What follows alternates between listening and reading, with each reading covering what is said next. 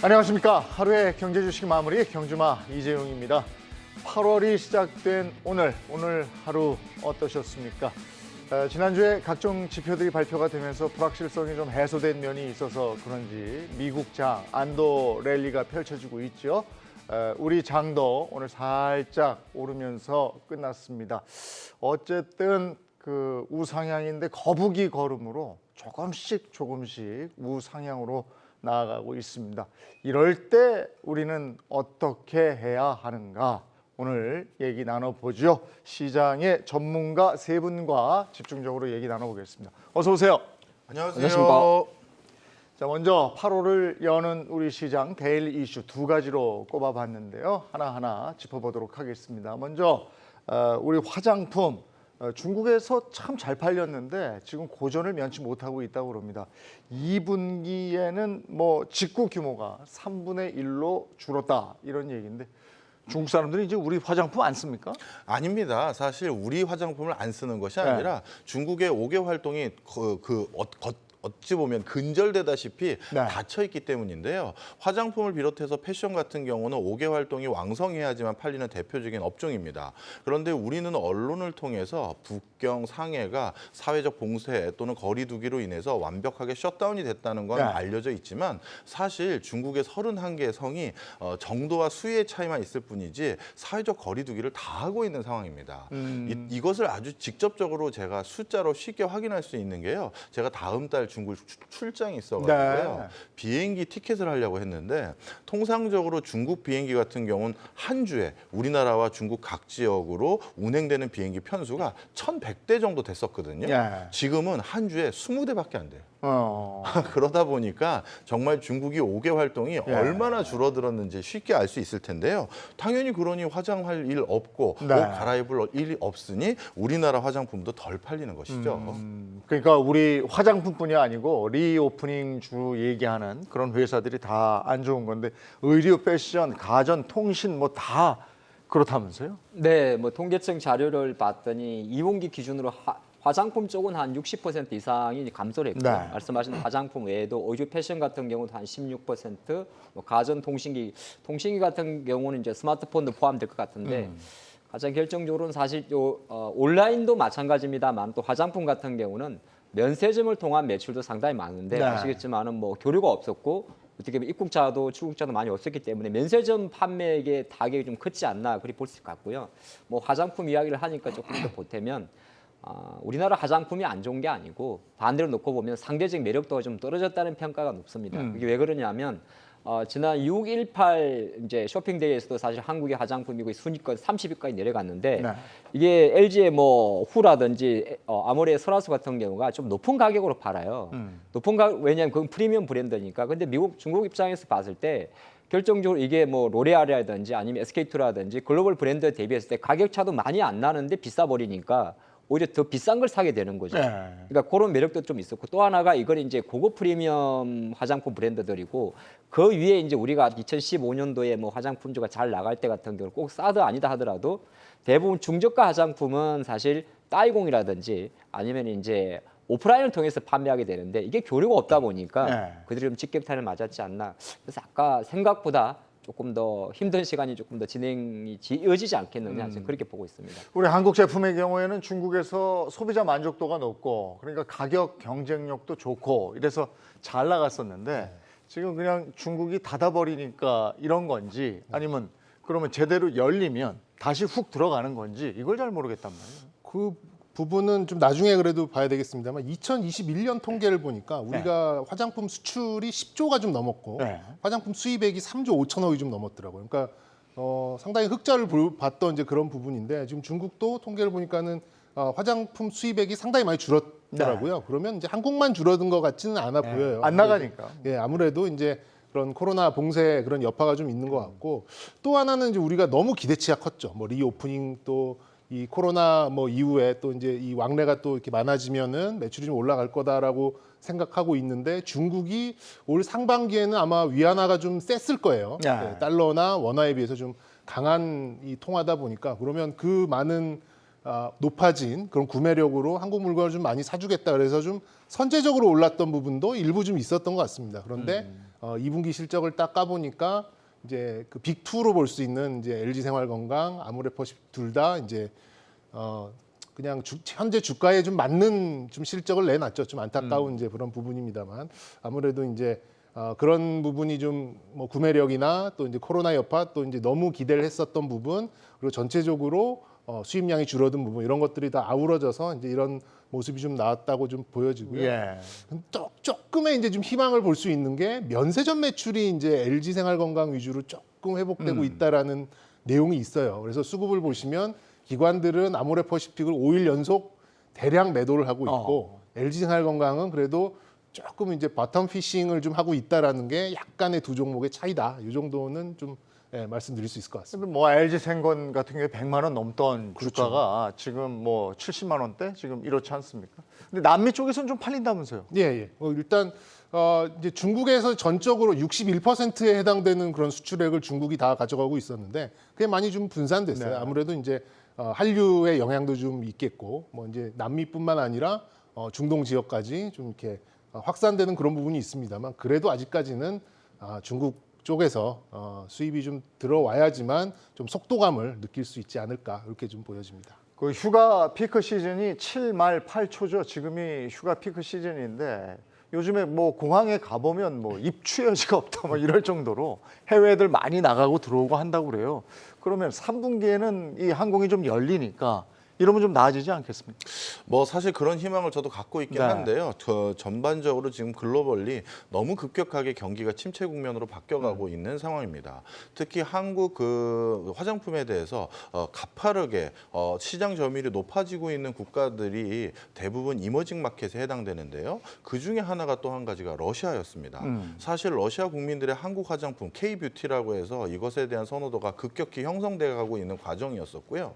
특히 러시아의 우리나라 화장품의 어떤 수출 활로는 우리나라가 직접 수출을 하기보다는 중국의 바이어를 통해서 중국과 러시아는 경제 관계가 긴밀하거든요. 거길 통해서 우회적으로 들어가는 루트가 있었었는데 그게 이번에 러시아 경제 제재 등 또는 중국의 사회적 거리 두기 등으로 인해서 제한되게 됐었고요. 네. 또 아시아 국가들의 상당 부분이 지금 이미 디폴트 상태에 들어갔거나 추가적으로 디폴트가 우려되고 있는 상황입니다. 이 때문에 나름대로 3분기 이후 국내에 어떤 관광 수요는 늘어날지 모르겠습니다만 한국 화장품을 해외에서 수요해주는 분들의 경제 상황이 녹록치 않다 보니까 조금 너무 낙관하기는 이른 게 아닌가 생각이 듭니다. 화장품뿐이 아니고 우리가 리오프닝 주라고 불리는 것들 3분기에는 어떻게 예측할 수 있을까요? 화장품업 같이 보면 일단은 이런 섹터들 대부분이 여성층 그리고 대면 그리고 행사가 좀 많아야 되는 거죠. 네. 그러니까 우리가 단순하게 봤을 때 이제 마스크를 벗으니까 화장을 하지 않겠냐 보시는데 가장 결정적으로는 제가 생각할 때는 어쨌든 교류가 가장 중요할 것 같고 근데 지금 다시 뭐 예를 들어서 또 BA5라든지 원숭이 두창이라든지 관련해서 활동 많이 공항에 가보면 사람은 많은데 네. 실제적으로는 약간 코로나가 바뀐 어떤 현상 중에 하나가 단체 활동에 대해서 조금 꺼리는 게 있습니다. 그러니까 조금 풀리기 때문에 뭐 모임에 나간다든지 이렇게 합니다만 이제 사람들이 인식 자체가 글쎄 우리 한국 사람의 인식인지 모르겠습니다만은 툭툭 뭐 돌잔치 초대장 보내기도 조금 무한해진 거거든요. 네. 크게 놓게 보면 해외여행도 마찬가지라 일단 좋아지긴 합니다만 좀 시간이 좀 걸릴 것 같다는 생각을 해보겠고 가장 중요한 건 이제 주식 관점에서 그냥 짧게 말씀드리면 항공주 같은 경우는 투자 포인트를 유가와 환율을 좀 같이 보시면 좋을 것 같습니다. 네. 근데 유가 이슈보다 아마 환율 이슈가 가장 클 것 같아요. 항공사는 대부분이 이 고정비 부담이 가장 높기 때문에 지금 원화가 뭐 1,300원대 있다면 실제에 대한 푸시는 사실 생각보다 많이 들어올 것 같고 네. 나머지 여행주 같은 경우는 이거는 제가 생각할 때는 오히려 화장품주보다도 조금 더 밀릴 것 같아요.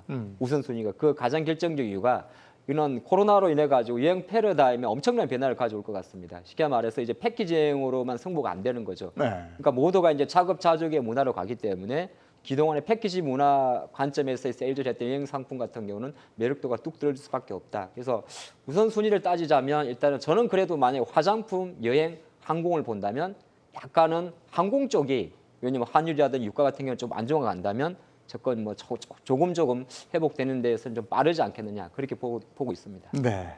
자, 두 번째 데일리 이슈 가겠습니다. 두 번째 데일리 이슈로 저희가 선정해 놓은 게 미국 인플레 감축법에 대한 내용입니다. 8월에 통과될 가능성이 크다 이런데 이게 뭡니까?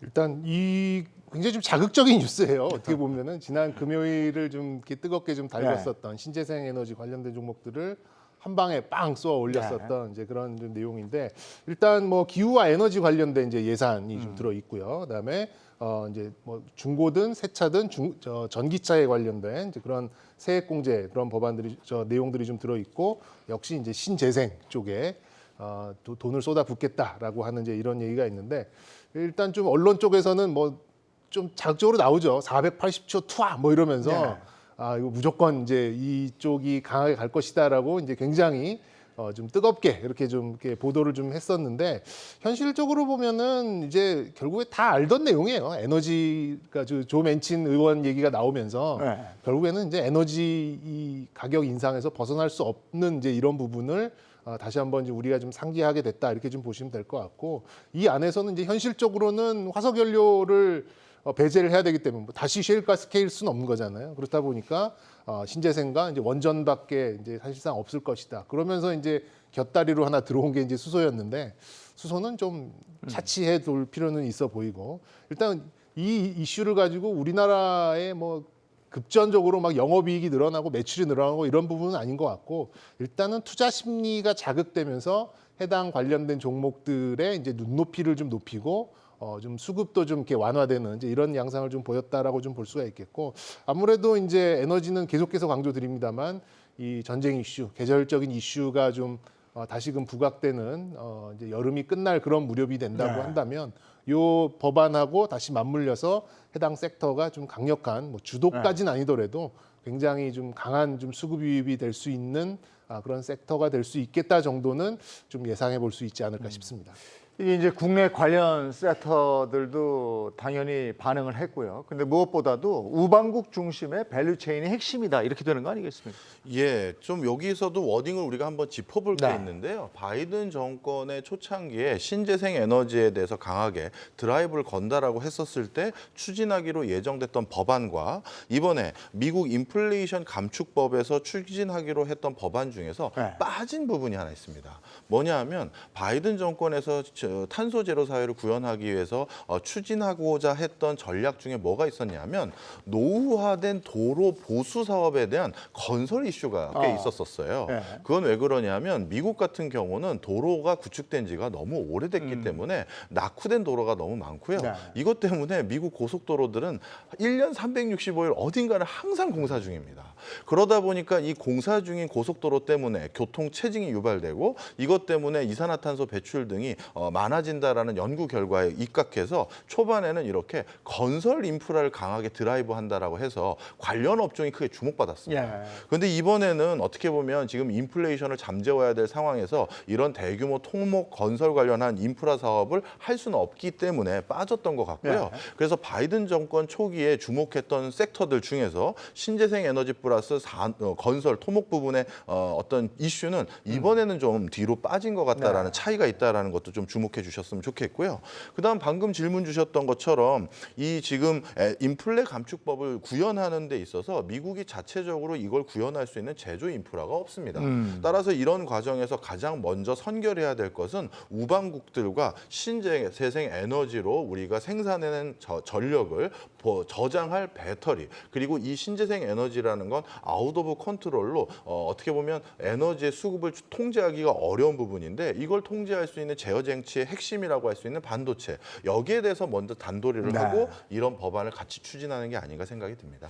그래서 신재생 에너지 섹터가 먼저 움직였죠. 풍력이라든지 또 태양광 이런 부분인 것 같은데요. 이거는 잊을만 하면 올라가고 잊을만 하면 올라가고 이래요. 그러니까요. 이게 태양광은 사실 중국이 한 8, 90%를 잡고 있습니다. 폴리실콘을 가지고 가격을 핸들링하게 되고 이제 글로벌 기준을 놓고 보면 미국은 약간 풍력 쪽에 특화되어 있고요. 유럽 쪽은 태양광 쪽에 발전이 되어 있는데 크게 놓고 봤을 때는 발전 효율 면에서는 사실 원전이나 석탄 한료보다는 떨어집니다. 그러니까 동일한 비용을 투자했을 때 그리고 이제 만약에 두 개 우선순위를 조금 따지자면 풍력과 태양광 중에 어떤 선택을 할까? 만약에 하나의 선택을 하라면 발전 효율에서 이런 게 있어요.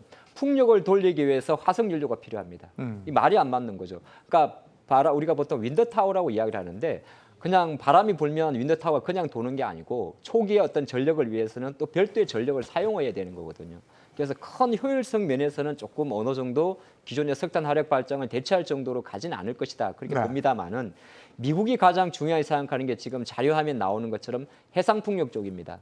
그러다 보니까 미국 동부 쪽으로 지금 해상 풍력을 바로 이제 설치할 수 있게 법안이 들어가는데 조금 전에 교수님 말씀하셨다시피 이 관련 그 인프라 많은 기업들 중에서 전 세계에서 저 해상 풍력을 저렇게 바다에 세우려면 저게 밑에 물기를 흔들리면 안 되잖아요. 네. 저걸 하부 구조물이라고 그럽니다.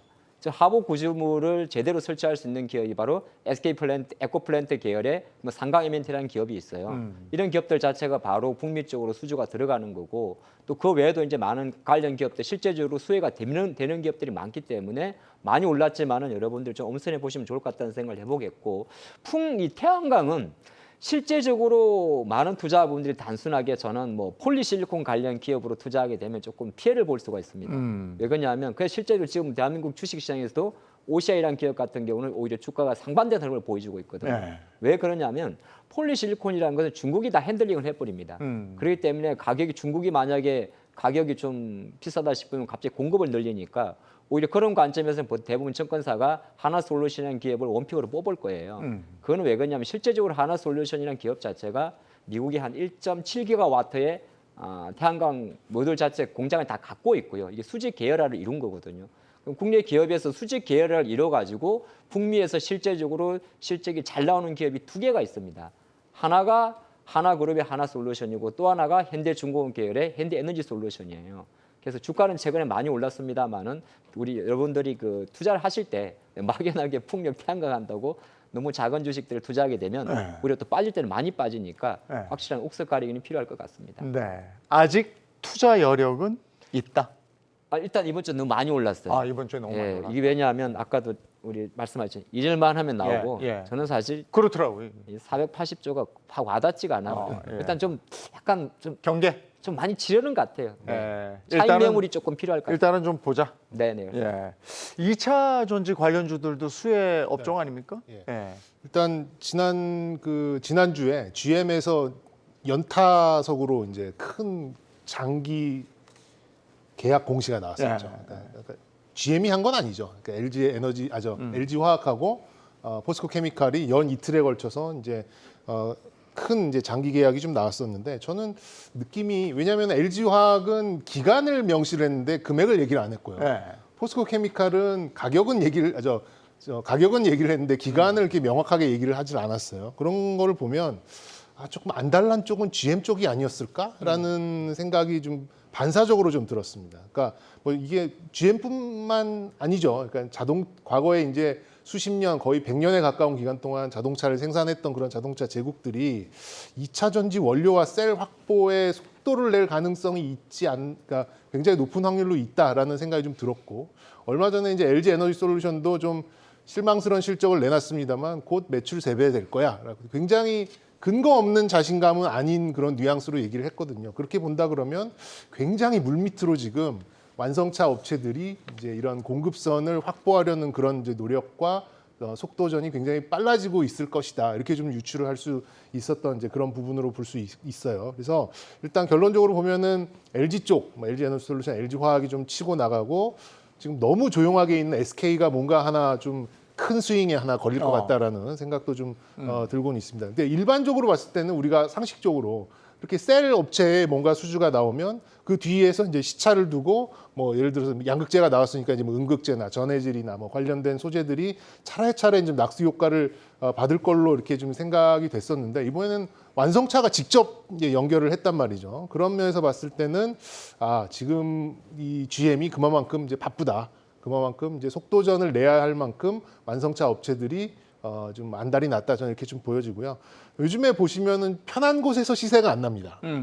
굉장히 불편한 곳에서 많이 올랐는데 하는 곳이 이제 그게 이제 이런 미니 랠리의 좀 특징으로 볼 수 있겠죠.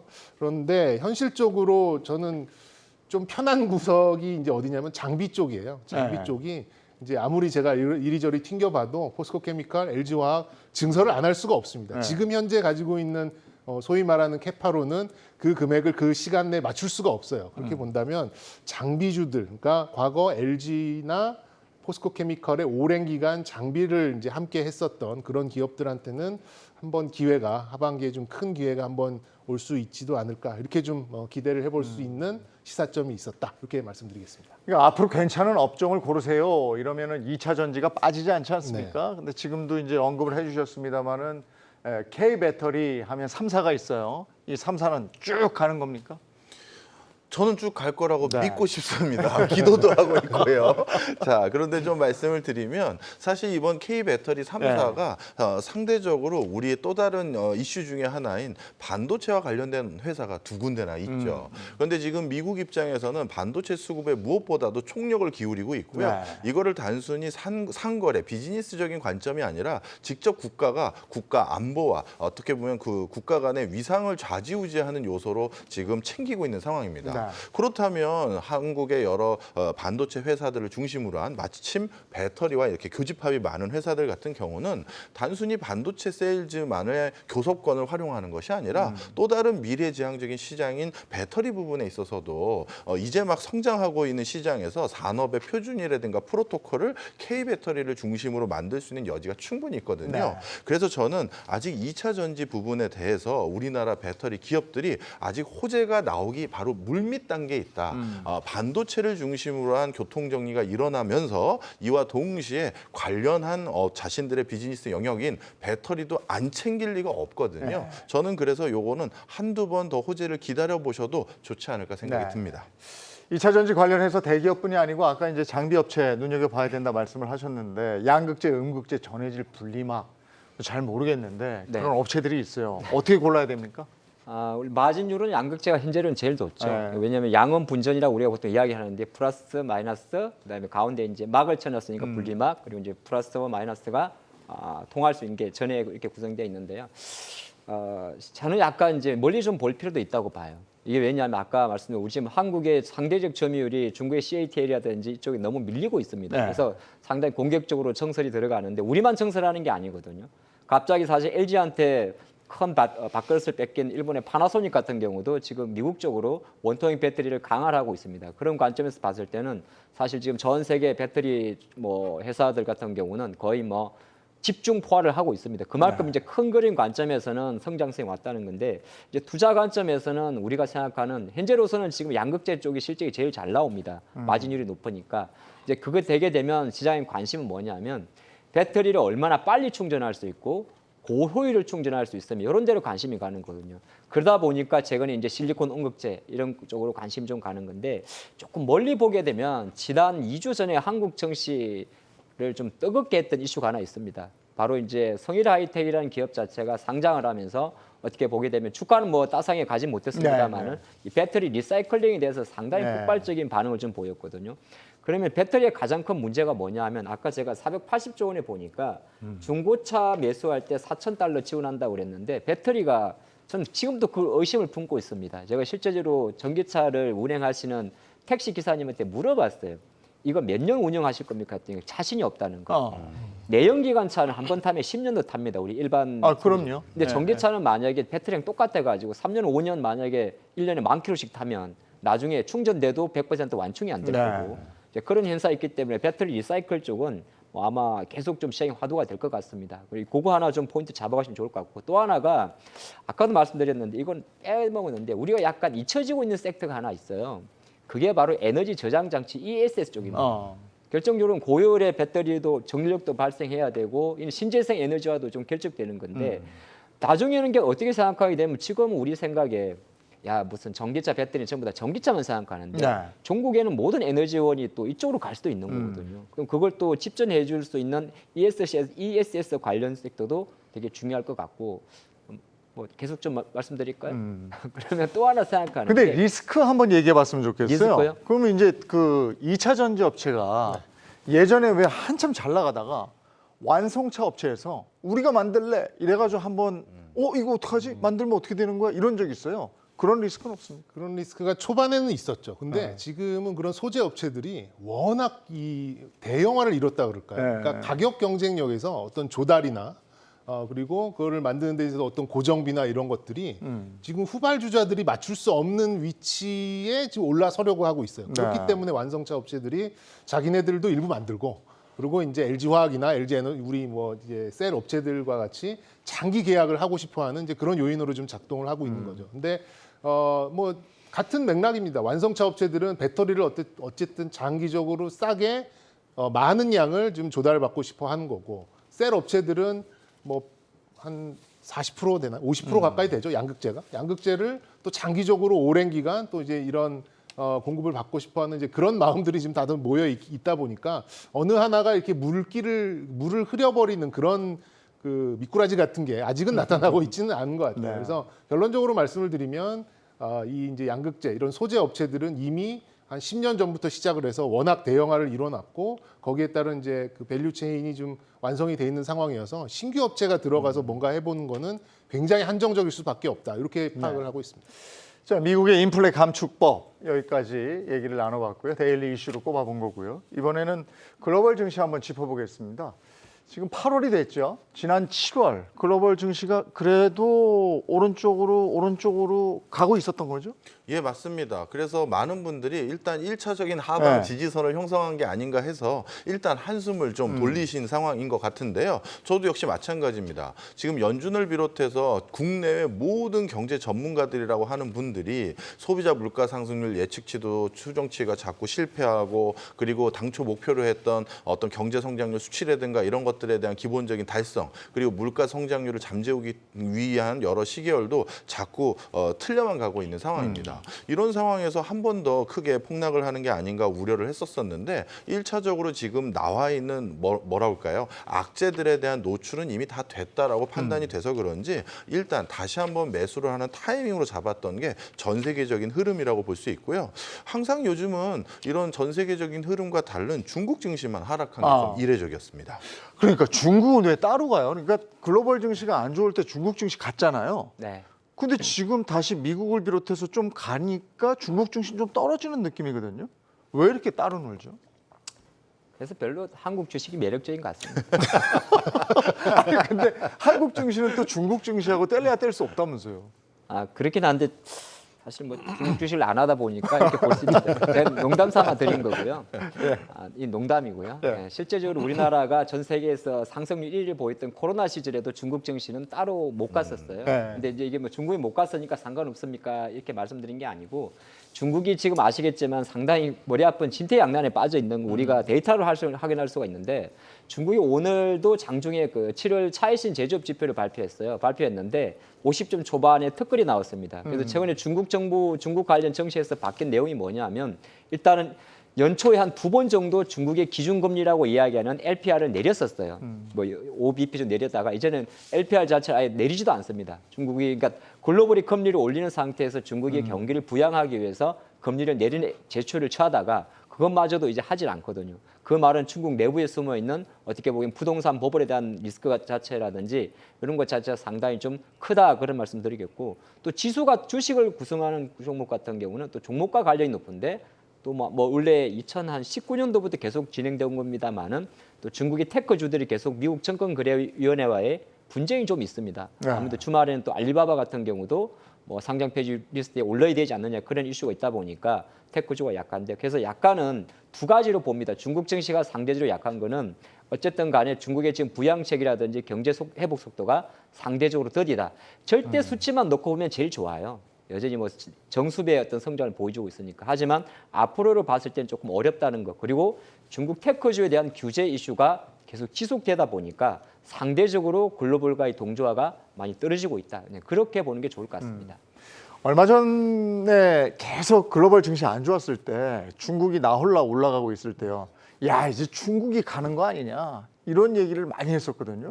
근데 또 갑자기 기조가 변해버렸어요. 이런 거 어딜 쫓아가야 되는 겁니까? 저는 중국을 보셔도 괜찮을 거라는 생각이 들어요. 오히려 지금은. 그러니까 왜냐하면 지금 상반기에는 전 세계가 다 이제 물가 때문에 고통을 받았잖아요. 근데 물가로 상대적으로 덜 고통을 받았던 게 이제 중국 이제 그런 상황이었었던 거죠. 근데 앞으로도 이제 뭐 이런 에너지나 어떤 물가의 압력에서 상대적으로 좀 덜 위험한, 덜 리스크가 덜 노출된 국가가 중국이지 않을까. 지금은 약간 정치적인 문제는 상당히 좀 손밑에 가시 같은 그런 부분일 수는 있겠습니다만 중국이 이런 상태로 팍 꼬꾸라진다 그럴 것 같지는 않거든요. 네. 근데 물론 이제 여러 가지 뭐 부동산 문제도 있겠고 여러 가지 좀 숨겨진 이제 그런 문제가 있기는 있습니다만 겉으로 드러나는 표면적으로 봤을 때는 중국을 이렇게 굳이 이렇게 너무 폄하할 필요는 없어 보인다라는 생각이 들고 예. 앵커께서도 말씀하셨듯이 만약에 중국에 대한 시각을 꺾으면 대한민국 주식 다 팔아야 됩니다. 글쎄. 예, 굉장히 이제 뭐 서로 패그가 돼 있는 건 아니지만 네. 우리가 그나마 이렇게 원화가 잘 버텼던 것도 위안화가 그나마 버텨줘서 이런 부분도 좀 있고요. 그리고 어쨌든 좋든 싫든 간에 중국에 대한 경제의 민감도가 한국이 가장 크다 보니까 만약에 중국은 안 좋다라고 보는데 대한민국 주식을 들고 있다라는 거는 그거는 좀 앞뒤가 안 맞는 것일 수 있거든요. 그래서 저는 중국도 지금 이제 너무 물가, 인플레 이런 상황에서 이제 경기로 가다 보니까 살짝 뒤로 좀 물러선 부분이 있는데 저는 뭐 가을, 겨울 이렇게 가면서는 다시금 좀 회복의 국면으로 왜냐하면 부양책이라는 것도 쓸 수가 있는 부분이고 그렇다 보니까 중국에 대해서는 너무 이렇게 폄하할 필요는 없다 이렇게 좀 말씀드리고 싶습니다. 그리고 지금 현 시점에서는 중국이 너무 따로 노는 것 같아서 한번 짚어봤고요. 그리고 지금 미국 증시를 비롯해서 글로벌 증시가 베어마켓 랠리에 들어갔다라는 얘기가 있는데 이게 확실한 겁니까? 사실 이제 증시는 항상 결과론적으로 나중에 네. 복귀를 했을 때 알 수가 있는데요. 저는 지금 제 개인적인 사견으로는 베어마켓 랠리라고 보고 있습니다. 약세장에서 일부 일시적으로 주식이 상승한 국면이라고 판단되는 게 사실 요 근래 많은 미국의 빅테크 주식이라든가 이런 것들이 예상 실적치를 상회하면서 다시 본격적인 상승 기조가 일어나는 거 아니냐라는 진단을 하시는 분들도 계십니다. 그런데 통상적으로 우리나라의 실적 발표치와 달리 미국은 전체 기업의 한 70% 이상이 당초 자신들이 예측했던 실적치보다 더 좋은 실적을 최종 성적표를 제시하게 되는 경우가 일반적이에요. 네. 그러니까 본인들이 실질적으로 달성할 수 있는 것보다 보수적으로 발표를 하거든요. 그런데 이번에는 이렇게 실적의 발표 예상치보다 상향하는 기업들이 예년에 비해서 그 숫자가 오히려 줄어들었습니다. 그러니까 몇 개 기업들이 예상치보다 높았다라고 해서 시장 전반적으로 상승 기조에 어떤 모멘텀이 오기 시작했다라고 예측하는 건 조금 섣부른 것 같고요. 아직까지 금리 인상의 기조가 내년까지 계속될 여지가 있는 상황에서 금리뿐만 아니라 또 전쟁 등 기타 요소들이 계속되는 상황에서 저는 베어마켓 랠리라고 보는 게 적합하지 본격적인 이제 상승 국면으로 전환됐다라고 보긴 어렵다. 베어마켓 랠리에 들어갔다고 본다면 그러면 이럴 때 개인 투자자들은 어떻게 접근을 해야 되는 겁니까? 곰이든 호랑이든 랠리는 랠리잖아요. 그러니까 똑같은 내용인데 나스닥이 그 7월 달에 한 12% 정도 올랐습니다. 그래서 미국 기술주는 사실 6월 급락분을 다 커버를 했어요. 예. 한국 증시는 만약에 6월 급락분을 커버하려면 뭐 2,600포인트 이상까지 가야 되는데 미국의 기술주는 이미 6월 급락한 것을 다 커버했다고 하는 것은 그만큼 미국 증시의 어떤 매력도가 높아진다는 거거든요. 물론 이제 글로벌 기준으로 봤을 때 항상 이제 빠질 때 덜 빠지고 오를 때 가장 먼저 오른 나라가 미국 증시고 테크주가 맞긴 맞습니다만은 어쨌든 지수 관점에서 뭐 저점이라고 말하기는 단언하기는 좀 그렇습니다만은 10%란 퍼센테이지를 빨리 해보겠다는 것은 어느 정도 투자 환경 자체가 좋은 것만 이제 좀 받아들이는 심리도 있는 것 같습니다. 네. 악재는 항상 많습니다. 제가 아까 좀 지난 방송입니다만 배터리 이야기는 해야 될 것 같아서 하는데 제가 생각하는 배터리의 가장 큰 단점은 뭐냐면 전기차 가격 인하한다는 소식 나오거든요. 그러면 배터리주 다 밀릴 겁니다. 지금은 이 코로나 때문에 일부러 전기차 가격 인상하고 있는데 일정 부분 지나가서 가격 인하 이야기 나올 때는 거의 다 액시돼야 될 거거든요. 근데 이게 왜 의미하는 거냐면 지금 정시가 그렇다는 거. 지금은 좋은 것만 해석하기 때문에 뭐 예를 들어서 제가 넷플릭스 실적 발표하고 뭘 느꼈냐면 200만 명 감소할 거라는 가입자 수 예상에 70만 명이 감소했더니 주가가 급등을 해버립니다. 근데 우리가 여기서 잊고 있는 건 있는데 잊고 있는 거는 70만 명이나 감소를 했는데도 말이죠. 바로 이 말을 하고 싶습니다. 그래서 지금은 시장이 어느 정도 호재에 둔감한 건 정시의 습성이요. 악재에 대해서 맷집이 생긴 것은 정시의 호재다. 그렇게 말씀드리고 싶습니다. 근데 이제 그 스타일들이 물론 다르지만 저 같은 경우도 그래요. 매수가를 이럴 때 조금 이제 낮춰놓는단 말이에요. 그리고 또 기다려. 근데 그렇게 하지 말라고 그러더라고요. 누구는 그러니까 매수가를 낮춰놓고 언제까지 기다릴래? 지금은 좀 떨어진 걸 그때 좀 사서 위로 해서 좀 팔고 그렇게 하면서 네 전체적인 돈을 좀 맞춰. 무슨 뜻인지 아시겠죠? 그거는, 어떻게 해야 됩니까? 예, 이론적으로 존재하는 전략이죠. 굉장히 힘든 상황. 이게 그렇습니다. 이런 상황이 되면 이게 뭐 랠리라고 하면 뭐 썸머 랠리, 안도 랠리, 바캉스 랠리, 뭐 레드캡 바운스 뭐 다 나오잖아요. 그러니까 이것도 이제 우리가 사후적으로 아는 거죠. 우리가 네. 뭐 2,300 초반에 있는데 이제 저기 뭐야 베어마켓 랠리가 나올 거야. 그리고 미리 이제 그 가격에 맞춰서 왜냐하면 우리가 바닥을 봤기 때문에 지금 그 주식 못 삽니다. 네. 네, 현실적으로 봤을 때는. 근데 제가 보는 그런 관점은 조금 하여튼 어떤 수를 써서라도 네. 내 주식에 지금 마이너스 50% 깨져 있는 주식에 단 1%, 2%, 3%, 5%를 줄이든 간에 저는 이런 랠리를 이용해서 좀 현금을 마련했으면 하는 마인드로 아무것도 안 하시더라도 일단은 그런 마인드로 이렇게 들여다보고 계시면 그래도 조금 줄이게 돼요 사람이. 예, 그래서 예를 들어서 뭐 1억 원 샀는데 지금 5천만 원이 날라갔는데 깨진 5천만 원을 어떻게 여기서 뭐 500만 원, 1,000만 원을 매도를 하느냐라고 하시는데 그런 마인드로 보시다 보면 조금씩 또 이게 실행이 됩니다. 네. 그래서 저는 결국에는 한번 큰 힘을 쓸 때가 좀 나올 거라고 보는데 그 큰 힘을 쓸 때가 어쨌든 매크로 지표, 뭐 금리면 금리, 아니면 정책이면 정책 이런 것들이 좀 크게 변할 때 그럴 때는 사실 바닥 대비 한 20, 30% 올라도 따라갈 용기가 나거든요. 네. 그럼 그때를 좀 이용해서 좀 큰 전략으로는 그게 저는 좋다라고 보고 그게 아니면 지금은 사실 그 요즘 그 에버랜드에서 유명했던 거 있죠. 소울리스.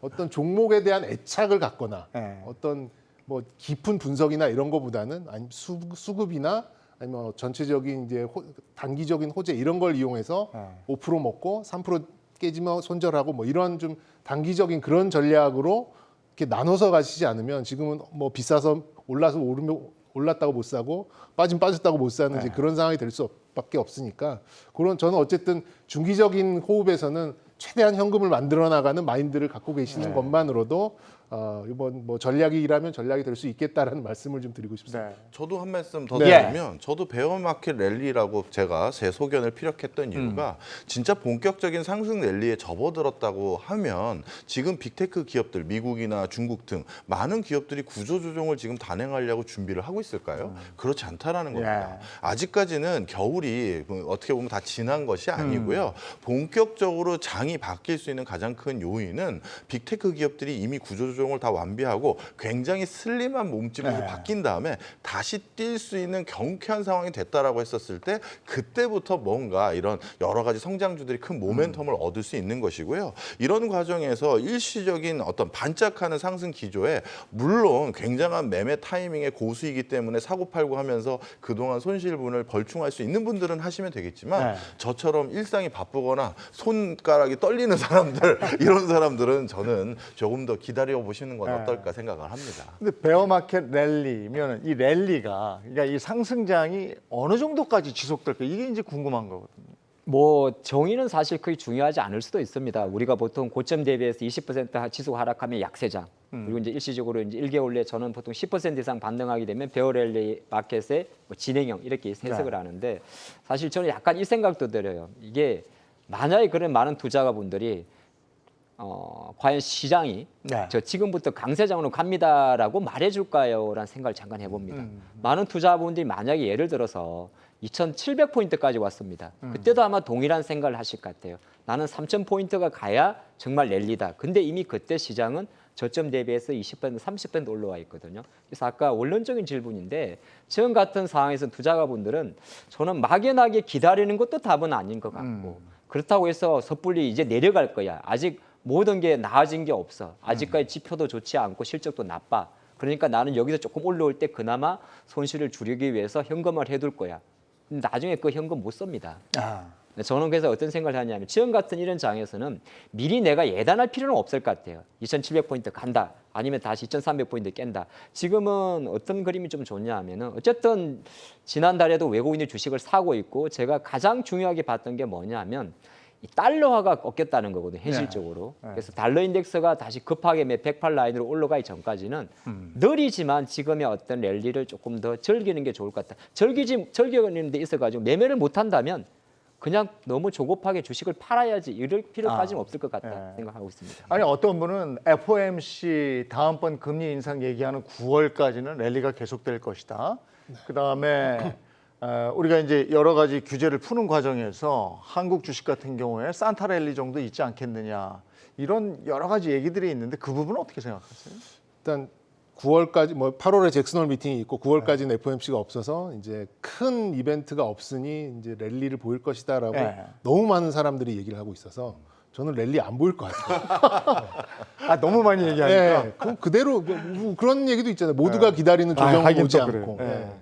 그래서 저는 그냥 이번 뭐 랠리라고 치고 랠리라고 하고 그냥 저는 개인적으로 봤을 때는 그냥 뭐 우리 대표님도 네. 말씀해 주셨듯이 달러가 좀 꺾이면서 네. 외국인의 매도 강도가 좀 약해지고 일부 프로그램 매수 들어오면서 굉장히 얕아져 있는 그런 호가창의 매수가 들어오다 보니 생각보다는 좀 강한 상승으로 우리가 느껴진 게 아닌가. 그러니까 우리가 저점 대비 한 10% 정도 올라온 거거든요. 그래서 뭐 이거를 뭐 폄하할 필요는 없다라는 생각이 들지만 이제 너무 환호할 필요도 없다라는 생각이 드는 거죠. 그래서 저번에도 지난 시간이었나요? 일단 저는 환율에 입각해서 네. 전체적인 레인지를 본다고 하면 저는 오늘 그게 좀 여실히 나타났는데 네. 좀 피로감이 있어요 시장에서. 네, 바닥 대비 올라왔고 너무 이제 순환매 그리고 코스피 코스닥의 거래 대금 이런 거 보면 아 이제 조금 지쳐가는구나 이런 느낌도 좀 역력하고 최근에 이제 저희 주변에 손님들 보시면 이거 뭐래도 해봐야지 하고 매매를 하셨던 분과 그냥 갖고 계셨던 분들을 비교해 보면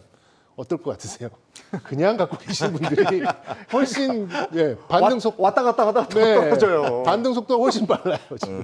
네, 그런 상황이 좀 있다 보니까 일단은 이게 너무 랠리라 그래서 이제 너무 막 그 9월 달까지 올라갈 거야 아마 해가지고 너무 이렇게 종목 찾기에 열을 올리시기보다는 지금 갖고 계신 종목들을 왜 사셨는지 한번 되짚어 보시고 그 사셨을 때 그 이유가 소멸되지 않았다면 그 안에서 승부를 보는 것도 저는 하나의 방법이라고 봅니다. 자 지난주에 이어서 이번 주에도 주요 일정들이 있는데 그거 한번 짚어주시겠어요, 교수님? 예, 8월 1일은 우리나라의 7월 수출입 동향이 발표되고요. 2일은 우리나라의 소비자 물가 수치가 발표가 됩니다. 그리고 3일하고 5일은 이제 미국 수치가 발표되는데요. 3일은 미국 6월 내구재 수주 현황이 발표되고 5일은 요즘 파웰이 두둑하게 믿고 있는 지표 하나 있죠. 고용입니다. 고용. 예. 고용이 이렇게 좋은데 무슨 침체냐 하는데 예. 7월 고용 보고서가 바로 8월 5일 날 발표가 됩니다. 이거 중요하죠. 8월 5일 날 고용 보고서. 예, 침체가 아니다라고 내세우는 근거가 저거기 때문에 굉장히 중요한 지표가 될 것 같고요. 오늘 수출입 동향 나왔잖아요. 우리 이번에도 역시 마찬가지로 무역 수지 적자죠. 예, 맞습니다. 사실 무역 수지가 적자인 두 가지 요인이 모두 작동한 것인데요. 대외적으로 수출은 부진한 상황에서 수입하는 단가가 크게 올라간 것입니다. 그래서 이것도 어느 정도 예측되어 있는 상황인데 이런 것들이 다시 환율에 악영향을 미치면서 자연스럽게 금융시장의 불안 요인으로 작동하다 보니까 정부 당국 차원에서도 이렇게 뭐 산자부를 비롯해서 여러 정부 당국에서 이것들을 모니터하고 있는 상황이긴 합니다. 네. 베어마켓 랠리 조금 이어가면 랠리니까 오랜만에 온 랠리니까 이어가면 이럴 때 뭘 사야 돼요? 어떤 분은 이방원자 뭐 이렇게 얘기하던데. 네? 네. 저뭐 2차 전지, 방산, 원전, 자동차 이렇게 된다 그러던데. 아, 근데 아까 전 랠리를 제가 가만히 생각을 해봤는데 랠리가 보니까 2010년도 전반에는 2004년도부터 2007년도까지 한 번 있었고요. 네. 우리가 보통 말하는 랠리는 보통 24개월 이상 전 상상을 분석을 해봤는데 그리고 나서는 2015년도부터 17년도 랠리가 있습니다. 네. 근데 그 중심에는 항상 중국이 있었네요. 아. 약간 그런 공통점이 있었고 네. 최근 2, 3년 동안은 사실 랠리다운 랠리는 없었어요. 네. 코로나 때 생겼던 랠리는 이제 코로나의 특수성이었기 때문에 우리가 랠리라는 표현을 쓰긴 씁니다만은 일단 아까 저는 큰 그림에서는 우리가 갖고 있는 기조에서 그냥 어느 정도 적당한 수준의 반등 정도로 네. 이어간다 그렇게 보시면 좋을 것 같고 시장은 사실 저는 이런 생각을 해보는데 과연 주도주가 있을까라는 생각을 해보거든요. 네. 없는 것 같습니다. 어. 아까 수출 지표 말씀하셨는데 매번 똑같아요. 우리나라 3대 수출 지역은 석유화학, 반도체, 자동차입니다. 이번 7월 수치도 마찬가지였고 근데 이제 워낙 이제 자동차가 돋보이는 것은 아시겠지만 환율 효과와 상대적 수요 효과가 있기 때문이거든요. 그 관점을 좀 보시면 좋을 것 같고 앞으로 지금 시장에서 바라보는 관점에서는 사실 제가 뭐 단방에 주도주가 없습니다라고 표현한 게 조금 그러긴 한데 주도주는 없고 주도 트레이딩력만 있다 뭐 그렇게 해서 보는 게 좋을 것 같습니다. 그러면 요런 때는 그동안 이제 부진을 겪고 있는 성장주 뭐 이를테면 우리나라 같은 경우는 아무래도 네이버, 카카오 같은 거겠죠. 그거 어떻게 보십니까? 네이버 카카오 그러니까 지금 네이버 카카오 움직임 뭐 바닥 대비 지수 수준 조금 안 될 거예요. 그러니까 지수만 못한 이제 그런 흐름을 좀 워낙에 보여주고 떨어져 있는데 가지고 그냥 전형적인 이제 수동적인 움직임이라는 거죠. 네. 예, 그러니까 실적에 대해서는 상당 부분 좀 주가에 반영이 좀 되어 있을 수도 있다라고 네. 좀 보고 그리고 뭐 최근 공매도 얘기 나오니까는 이제 공매도도 조금 이제 풀리는 이제 그런 느낌이 좀 들고는 있습니다만 일단 어떤 그러니까 이 주가를 견인해 줄 수 있는 뭐 실적이면 실적, 뭐 미래 밸류에이션 아니면 글로벌리 이제 이런 인터넷 기업들의 멀티플이 같이 올라 그런 국면이 아니잖아요. 그렇다 보니까 딱히 이렇게 주가가 개선될 이유를 찾기가 쉽지는 않습니다. 네. 그래서 충분한 이제 가격 조정을 오래 받았고 많이 빠졌다라는 거 그리고 어떻게 보면은 이제 좀 성장주보다는 가치주적인 움직임이 훨씬 더 큰 것 같아요. 네이버와 카카오가.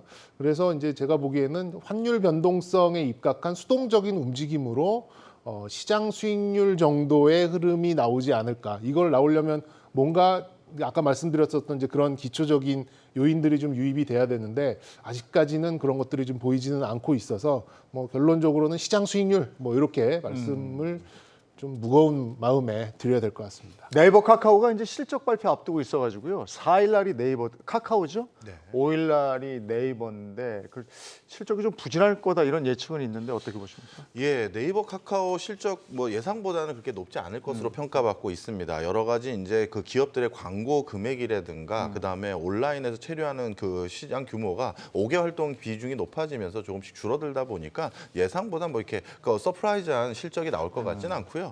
저도 오늘 모처럼 랠리 분위기 한 번만 더 이어가서 마저 말씀을 드리면 네. 과거의 베어마켓 랠리가 가져다주는 큰 시사점이 크게 두 가지가 있습니다. 뭐냐하면 주식에서요. 그래도 적지 않은 단기간에 적지 않은 수익을 거두는 제일 좋은 방법은 다음 테마, 다음 주도주 섹터가 무엇인지를 알고 거기에 또아리를 텄을 때가 제일 여태까지 수익률이 좋았던 것 같아요. 네. 그런데 이 베어마켓 랠리 구간이었던 예를 들어서 예전 2000년대 초반이라든가 아니면 글로벌 금융위기 이후에 보면 크게 낙폭이 있었던 것에 대한 피로감 때문에 반등했던 종목이 일부가 있고요. 나머지는 이 다음 주도주가 될 만한 섹터들이 미리 살짝 반등했던 구간들이 좀 있었습니다. 따라서 이번 베어마켓 랠리라고 이번을 규정한다라고 한다면 이번에서 다음 테마를 우리가 잘 잡는 게 중요한데 어떤 테마가 과도한 피로감 때문에 반등한 것이 아니라 다음 랠리를 준비하기 위한 어떤 기폭제가 되고 있는지를 살펴보는 구간으로 삼아 보시는 게 좋을 거라고 생각이 드네요. 근데 우리가 그걸 예측하기가 어렵기 때문에 쥐고 있는 걸 가지고 어떻게 할까 하는데 많은 분들이 가지고 있는 게 네이버하고 카카오기 때문에 이 네이버 카카오에 그래도 좀 어떻게 좀 주목을 해봐야 되는 거 아닌가 이런 생각을 하는 거거든요. 네, 네이버는 아마 네이버 쇼핑몰에 대한 매출 회복 부분이 조금 시간이 걸리는데 저는 네이버를 사실 혼자 주말에 많이 분석을 해봤어요. 근데 지금 네이버의 그 주가는 한 40만 원 정도까지 갔다가 지금 30만 원대 밑에 있습니다만 이 네이버의 최근 한 5년 동안의 영업이익의 성장 스토리를 보게 되면 대략 10% 정도 지금 성장을 하고 있습니다. 영업이익이. 그래서 올해도 지금 연초 대비해서 뭐 1조 한 4천억대가 내려와 있습니다만 이거는 예를 들어서 코로나로 인해 가지고 플랫폼 업체들이 과도한 오버슈팅으로 만들어낸 40만 원대 주가를 빼고 나면 이제 30만 원대 이하의 네이버는 아무리 시장에서 저렇게 부정적으로 봐도 제가 생각할 때는 최근 5년 플로의 밸류에이션 평가액으로 봤을 때는 적당한 수준을 찾아가고 있다고 봅니다. 그래서 네이버는 별로 걱정을 안 해요. 네. 문제는 카카오입니다. 우리 지금 배경화면도 노란색이죠. 노란색만 보도 열받는데 이 카카오가 문제예요. 카카오가 문제입니까? 카카오는 지금 약간 죄송하지만 앞이 잘 안 보여요. 왜 그러냐면 그나마 카카오가 실적 예를 볼 때 항상 잘 나오는 부분이 뭐냐면 톡비즈 매출입니다. 우리가 보통 이제 선물학이라고 그러죠. 근데 이것도 코로나 때 상당한 특수를 보긴 봤는데 톡비즈 매출 같은 건 어느 정도 괜찮습니다만은 다른 쪽은 사실 커머스 부분은 사실 이렇다 할 액티브를 못 보여주고 있고 실제로 좀 나쁨에도 불구하고 카카오에 둘러싸고 있는 뭐 카카오 모빌리티의 매각 이슈라든지 이런 것 자체가 발목을 좀 누르고 있기 때문에 만약에 두 개를 놓고 본다면 저는 네이버가 조금 빠를 것 같다 생각을 하고 있고 대신 그래도 너무 그래 부정적이지 않은 이유는 뭐냐면 시계열 분석을 해보니까 미 국채 수익률의 추이와 네이버 카카오의 추이가 역방향으로 동행을 보입니다. 지금 이제 경기 침체 이슈 때문에 국채 금리가 많이 떨어지긴 합니다만은 결과론적으로는 국채 금리가 떨어지고 있으니까 오히려 플랫폼 업체에 대한 매도에 대한 매력도는 조금 낮아졌다. 그리 보는 게 좋을 것 같습니다. 네. 미국 성장주는 어때요?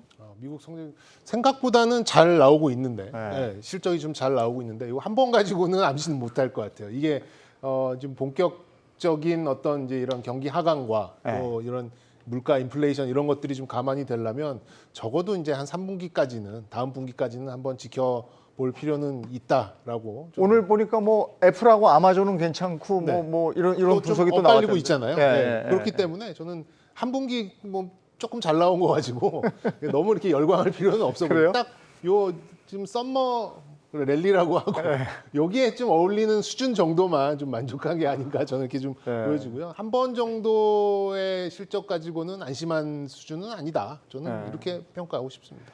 랠리라고 우리가 얘기를 했는데 너무 찔끔 올라. 0점 거북이 걸음도 아니고 시간 조금 남았으니까 조선주 요즘에 또 주목하는 분들 많은데 누가 좀 조선주 얘기 좀 한번. 네, 조선주 이제 조선주는 투자 포인트가 좀 달라요.